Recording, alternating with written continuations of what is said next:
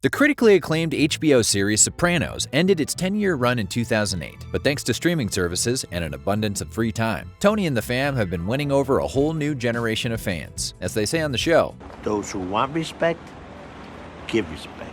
So let's give it up for small details about The Sopranos that made the show even better. When The Sopranos first premiered in 1999, there was no other show like it on TV. It was foul-mouthed, violent, and often kind of funny. You were on my lap 5 minutes ago. No, I wasn't. Yes, you were. Now you're going on Santa's list and you're getting nothing. You, Santa. Even during the show's casting process, potential actors had no real way to anticipate what the show was actually about. In the music world, the soprano is the name for the highest human vocal register, and also singers who can achieve it. When Jamie Lynn Sigler, who plays Meadow, arrived for an audition for the show, she had thought it was for some kind of musical. Being a soprano singer, she figured she would be a perfect fit for the show, which was true, just not for her singing ability. If the actors were confused, what would the viewers think? Producers saw a potential problem with the title, and let's just say they dealt with it. By changing the R to a stylized handgun in the show's logo, creators made it clear this wasn't a musical, though some snitches did end up doing some singing. The interpersonal drama of an Italian-American crime family isn't a new concept. The show's creators made it clear that The Sopranos took major inspiration from the original mob boss classic, The Godfather. For a show keen on paying respect, The Sopranos did a great job with its many homages to the original gangsters from the famed Coppola film series. Small Easter eggs are sprinkled throughout the show, some obvious, and some are for real superfans. In the episode Nobody Knows Anything, while trying to get Big Sal's attention, Paulie drives by honking his car horn. But instead of a normal honk, Paulie's horn plays the tune of Speak Softly Love, otherwise known as the Godfather theme song.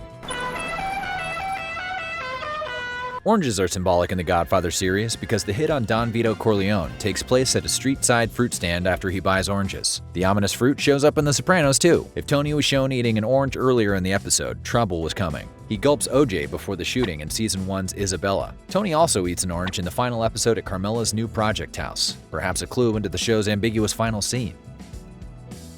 In fact, this orange from the finale has sparked many fan theories about Tony's ultimate demise. If they truly were symbolic, maybe Tony did get shot? The Sopranos also paid homage by straight up having former cast members pop up throughout the series. Richard Bright, who played the family hitman Al Neri in the Godfather trilogy, appears as an elderly hitman in Season 4, Episode 4, The Wait.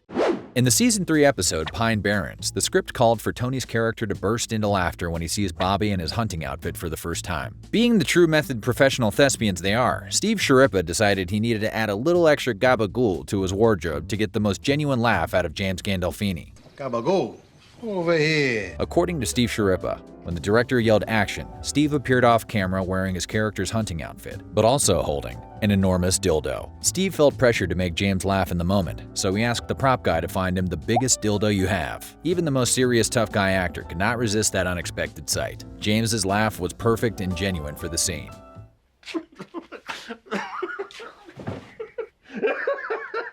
We love the idea of the Sopranos actors portraying tough guy killers and then pulling 5th grade goofs on each other simply for fun. Sometimes those gags make their way on screen, and then it takes some real acting to keep the scene going. Here's another one we love, also from the Pine Barrens episode. What was happening on set that week? The script called for Silvio's character to pass a note to Tony. This note should have been the address for their next planned hit, which Tony would then read off into the phone for the scene. But when the cameras rolled, Sil's note to Tony wasn't an address at all. Look closely at the small piece of paper, and you can see Steven Van Sant actually wrote the word dick on a slip of paper and handed it off to James Gandolfini. What's most impressive is Tony doesn't skip a beat. He plows through the scene without batting an eye. David Chase and Company have earned multiple awards and accolades for their portrayal of American mobster life on The Sopranos. In fact, they were so good at their job that real-life mobsters began to worry there was a rat inside spilling their secrets to HBO. According to one of the show's writers, Terrence Winter, FBI agents told him they'd discuss the latest episodes on Monday at work. They would listen to the wiretaps from that weekend, and it was mob guys talking about The Sopranos. Apparently, New Jersey Mafia members were worried about a rat spilling their family secrets because The Sopranos got so many elements of mob life correct. It was reported they believed that the show's team had someone on the inside, leaking details of what mafia life was really like. In a wiretap from 1999, 4 associates in the DeCavalcante crime family talked about the many similarities between their crime family and the Soprano family. Before she hatched onto the scene as Lady Gaga, Stephanie Germanotta was just a young actress looking for her big break. Eagle-eyed fans will be able to spot her in the 2001 episode The TELLTALE MOOZADELL as a high school bad girl smoking cigs and drinking on campus after hours. She really shows her range during a mini-destructive spree with AJ Soprano and his buddies. She might look totally different with her natural red hair, but you can't deny her star power. The role was a small one. So small, in fact, her character didn't have a name, and Gaga wasn't credited for the role. 8 years later, she would explode onto the pop culture map with her first hit, Just Dance, in 2008.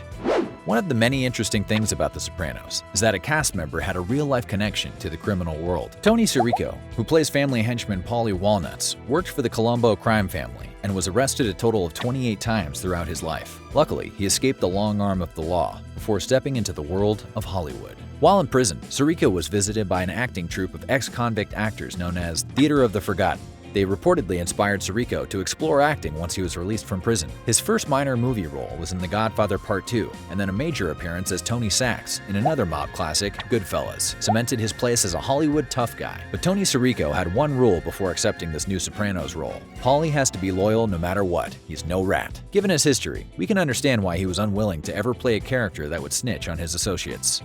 Tony's therapy sessions with Dr. Melfi are some of the most important character development scenes on The Sopranos. But did you know that Dr. Melfi was actually based on a real-life person? David Chase's inspiration for Dr. Melfi is based on his own therapist, Lorraine Kaufman. Not only did Dr. Kaufman serve as the inspiration for one of the most grounded characters on the show, she helped contribute to her character's development throughout the series. Dr. Kaufman was a major help for David Chase. He said that Kaufman had the same way of cutting through BS that Dr. Melfi has on the show when dealing with Tony. He even used her expertise in plotting out the character stories, often discussing the characters and their motivations in depth with Kaufman. This led to one of her biggest contributions for the series. Dr. Kaufman charted all characters' psychological developments and traits. Her background allowed her to create a realistic data set featuring the details of the Soprano family and how they might behave in the future given their interpersonal dynamics.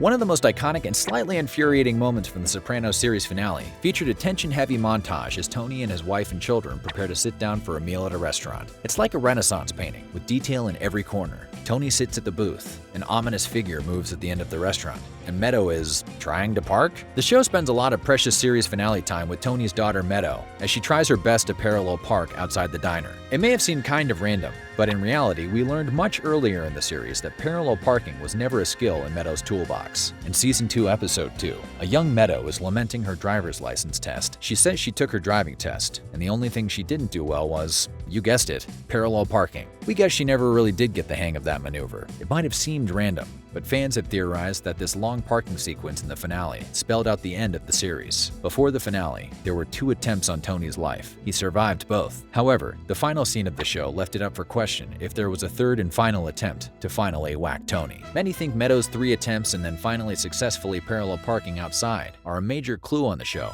and for Tony Soprano, the third time is the charm too. And there you have it. Keep your eyes peeled on that next The Sopranos rewatch for these small deets, and maybe you could spot some we didn't catch. Like our lists? Hit that subscribe button and make sure you check out more of our videos to see what else needs to be ranked.